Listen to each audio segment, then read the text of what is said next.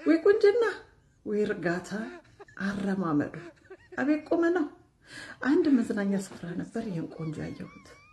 እንደው ካሁን እንተዋወቅ ይለኝ ይሆን ወይ ካሁን ስልክሽን ይለኝ ይሆን እያልኩ ስሩ ጠጋ ስል ነበር።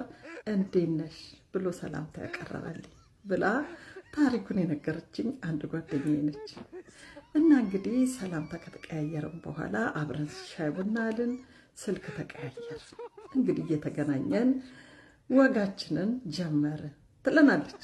እና እንግዲህ እያወራን መቼም at the end of the time አብሮ መሆን አይቀርምና አንድ ቀን ቀጠረኝ እና የቀጠረኝ ቦታ ሄድኩኝ። ሻይ ቡና አልን፣ በላን፣ ጠጣን። የማይቀረው ቦታ ወደ ፔኒሲዮን ገባን። ያኔ ነበር ቁንጅና ብላሽ አልኩት ትለናለች። እንግዲህ ልክ ከካልሲዮን ሲያወልቃለች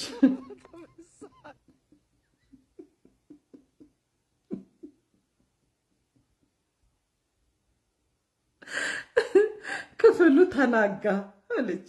በዚህ ጊዜ ነበር ሽንቴ መጣ ያልኩት። ሽንቴ መጣ ብዬ ቦርሳዬን ይዣለች። እንዴ ቦርሳሽ ምን ያደርግልሻል ሲለኝ አይ የምቀይረው ነገር ስላለ ነው ብያለች። ቦርሳዬን ይዤ ከዛ ፔኒሲዮን ትልቅ ግንብ ያለው ፔኒሲዮን ነው አለች። ቦርሳዬን መጀመሪያ ወርውሬ እንደምንም ቧጥጬ በግንቡ በኩል አመለጥኩኝ ብላ ነው እንግዲህ ታሪኳን የነገረችኝ። እውነተኛ ታሪክ ነው በእውነት።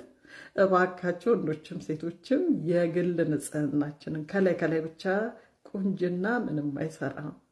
ውስጣችንን እናጽዳ ነው የዕለቱ መልእክቴ። ውድድ ነው ማድረጋችሁ ባይ